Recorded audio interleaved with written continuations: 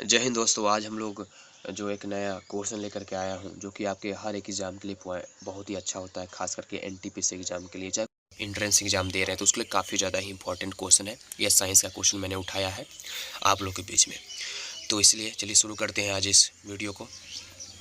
पहला जो क्वेश्चन है वो आपके सामने है, सामान्य विज्ञान से मैंने क्वेश्चन को उठाया है। इसमें आप देख सकते हैं फर्स्ट क्वेश्चन बोला गया है कि डीएनए की दूसरी कुंडली डबल हेलिक्स की खोज किसने की थी। ऑप्शन आपके पास दिया हुआ है वाटसन और क्रिक, अगला ऑप्शन है न्यूटन और वाइल, अगला ऑप्शन है फ्लेमिंग और वाटसन, अगला ऑप्शन है आइंस्टीन और हॉकिंग। तो आपके अनुसार इसका क्या उत्तर होना चाहिए? चलिए, हमारे अनुसार जो इसका उत्तर होगा वो होने वाला है वाटसन और क्रिक।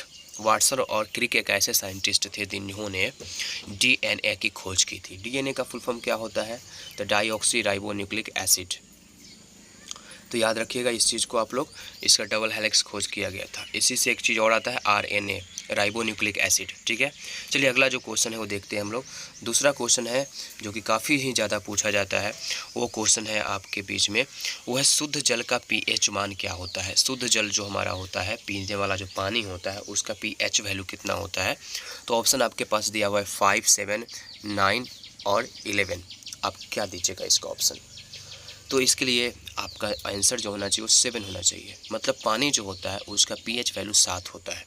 अब समझिए पहले पीएच वैल्यू क्या होता है। इसमें पीएच वैल्यू जो होता है एक तरह से हाइड्रोजन की सांद्रता को दिखलाती है कि किसी भी जो हमारा जो मॉलिक्यूल्स है, किसी भी जो हमारा कोई भी सॉल्यूशन है, उस सॉल्यूशन में हाइड्रोजन का मात्रा कितनी है, इसी को हम लोग पीएच वैल्यू बोलते हैं। इससे हमें ये साबित होता है जिसका पीएच वैल्यू जितना कम होगा वो उतना ही ज़्यादा क्या होगा, अम्ल होगा।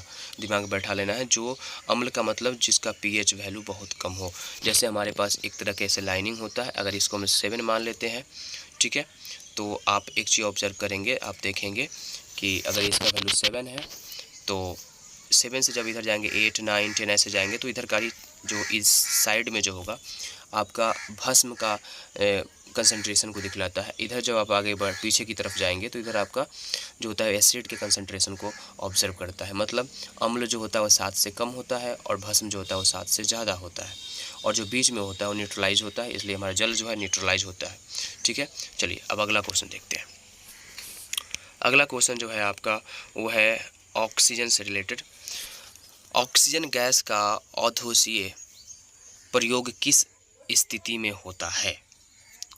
अब आप ऑक्सीजन का प्रयोग कहाँ पे करते हैं? एलर्जी में करते हैं, ब्रोंकाइटिस में करते हैं, सांस की कमी में करते हैं, रक्तचाप में कमी मतलब करते हैं।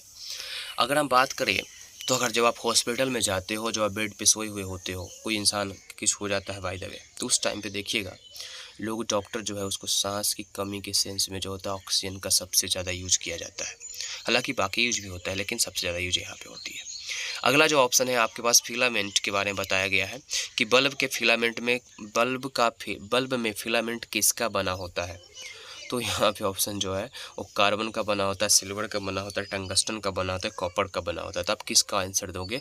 तो याद रखिएगा टंगस्टन का जो होता है वो बना होता है बल्ब का फिलामेंट। कार्बन का जो एटॉमिक वैल्यू पूछ सकता है कभी कभी, तो इसका एटॉमिक वैल्यू 6 होता है। सिल्वर के बारे में आप लोग पता करके बताइए हमको, टंगस्टन के बारे में बताइए और कॉपर के बारे में बताइए। ठीक है, चलिए अब आगे क्वेश्चन चलते हैं। अगला जो ऑप्शन है आपके पास और क्वेश्चन जो है, कौन सी गैस जलने पर नीला लौ देती है? कौन सा गैस जो है जब जलेगा तो नीला लौ देगा? चलिए, तो यहाँ पे ऑप्शन जो आपके पास दिया हुआ methane gas, butane gas, propane gas और लास्ट ऑप्शन जो है आपका हाइड्रोजन गैस। तो याद रखिएगा जलने पर जो नीला लौ देता है वो ब्यूटेन गैस देता है। कौन सा गैस देगा?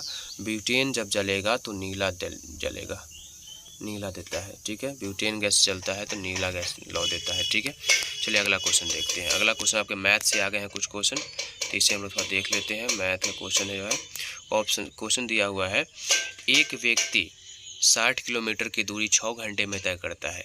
यदि वह 25% तेज चले तो कितना समय लगेगा?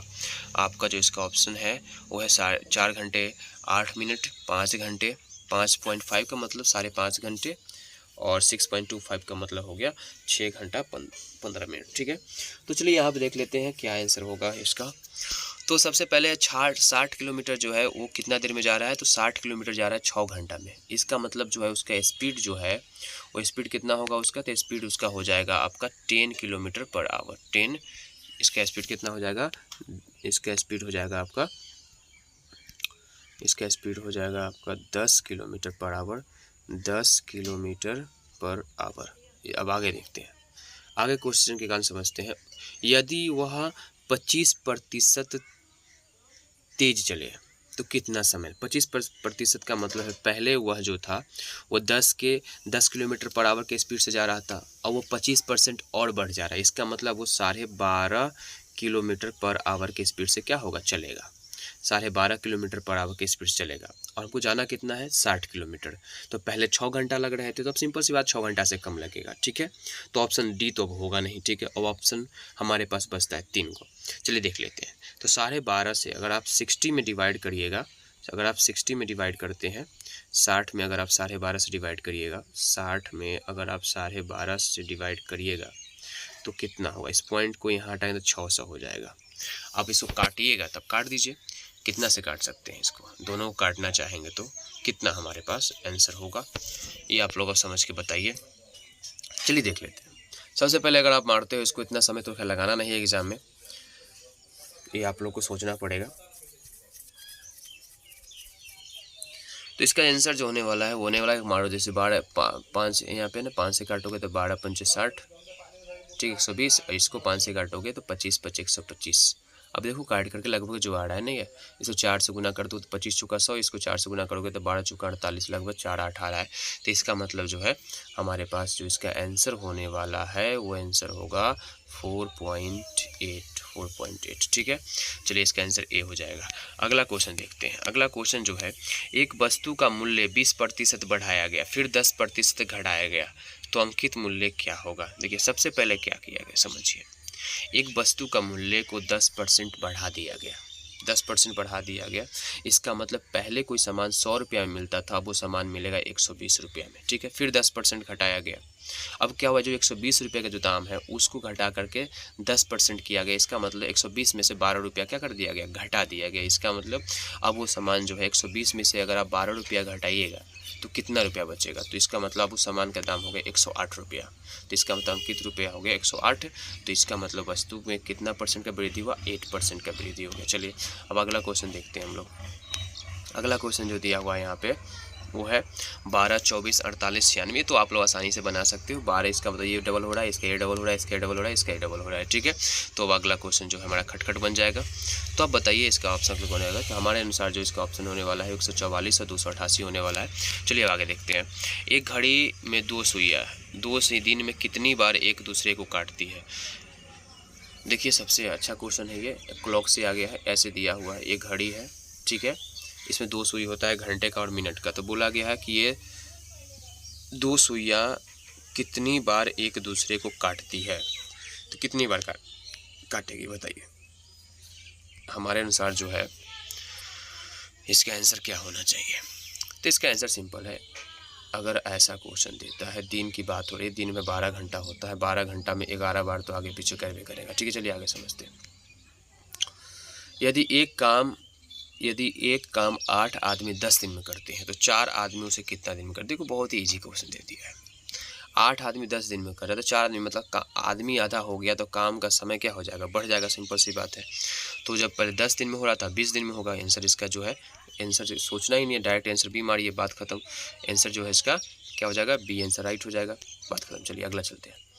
अगला जो है यहाँ पे दिया हुआ है क्वेश्चन, वो आपका क्वेश्चन है CAGE को क्या लिखा है, DBHF लिखा गया है। तो बोला कि ITE को क्या लिखा जाएगा। देखो C से D आ रहा है, A से B आ रहा है, G से H आ रहा है, E से F आ रहा है। बस सिंपल बात है, +1 किया गया, अभी +1 कर दीजिए। K के बाद क्या होता है, L होता है, I के बाद क्या होता है, J होता है, T के बाद क्या होता है, U होता है, E के बाद क्या होता है। इसलिए इसका आंसर जो हो जाएगा बी आंसर सही हो जाएगा। चलिए आगे चलते हैं।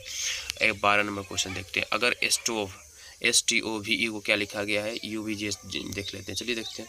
एस से यू बना मतलब क्या हुआ, एस का 19 होता है और यू का हमारा 21 होता है, मतलब +2 किया गया। 20 से 22 हो गया, 15 से 17 हो गया, 22 से 24 हो गया, इसका मतलब +2 किया गया। अभी +2 कर दिए। वाटर जो होता है, वाटर कितना होता है, W जो होता है हमारा कैमेरा स्थान पे आता है, W जो हमारा होता है वो आता है 23वां स्थान पे। 23 2 25, 25 किसका होता है, Y का होता है। ए के बाद क्या आएगा, तो ए के बाद सी आ जाएगा, ठीक है, सी हो जाएगा, टी के बाद भी हो जाएगा, और ई के बाद EFG हो जाएगा, आर के बाद ST हो जाएगा। तो ये आपसे ये हो जाएगा, बात खत्म। चलिए अगला देखते हैं।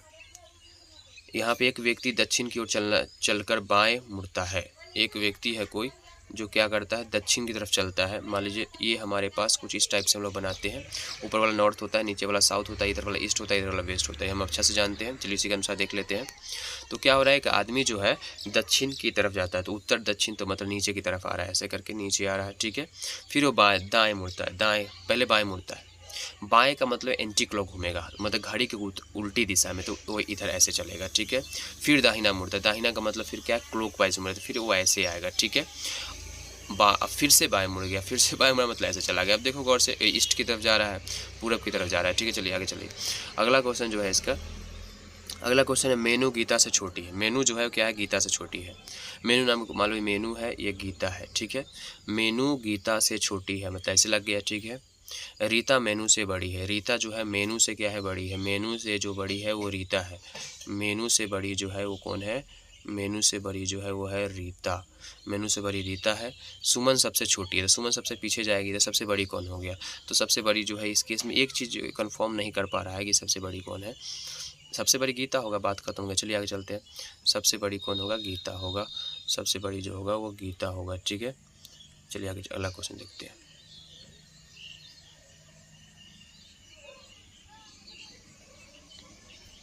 ऐसे पूरा क्लियर नहीं किया है, इसमें थोड़ा सा प्रॉब्लम डाल दिया क्वेश्चन में। इस थोड़ा और डिटेल्स में क्वेश्चन को देना चाहिए 14 नंबर को, क्योंकि 14 नंबर क्वेश्चन हमें जहाँ तक लग रहा है कुछ और मिसिंग है इसमें। ऐसे गीता ठीक ठाक हमारे यहाँ। चलिए अगला क्वेश्चन देखते हैं। कौन सा शब्द चारों से अलग है, यहाँ पे ऑप्शन दिया है काशी, प्रयागराज, उज्जैन, और ऑप्शन डी है झांसी। अब देखिए भाई, बताइए आप लोग कौन सा ऑप्शन जो है वो सही होगा। चारों से अलग है काशी, उज्जैन, अगला कौन है, झांसी। देखिए प्रयागराज, तीनों जो है एक ही इलाका में पड़ता है, ठीक है। नहीं, एक इलाका में नहीं पड़ता। अगर आप देखिएगा, काशी जो पड़ता है उत्तर प्रदेश, प्रयागराज भी उत्तर प्रदेश से पड़ता है, उज्जैन कहाँ पड़ता है और झांसी भी कहाँ पड़ता है, उत्तर प्रदेश। इसका मतलब इसका आंसर जो है उज्जैन हो जाएगा, ठीक है। चलिए अगला क्वेश्चन देखते हैं। अगला है, हाल ही में भीम UPI किस देश ने शुरू किया। ये आप लोग का ऑप्शन है, हाल ही में जो है भीम UPI किसने शुरू किया।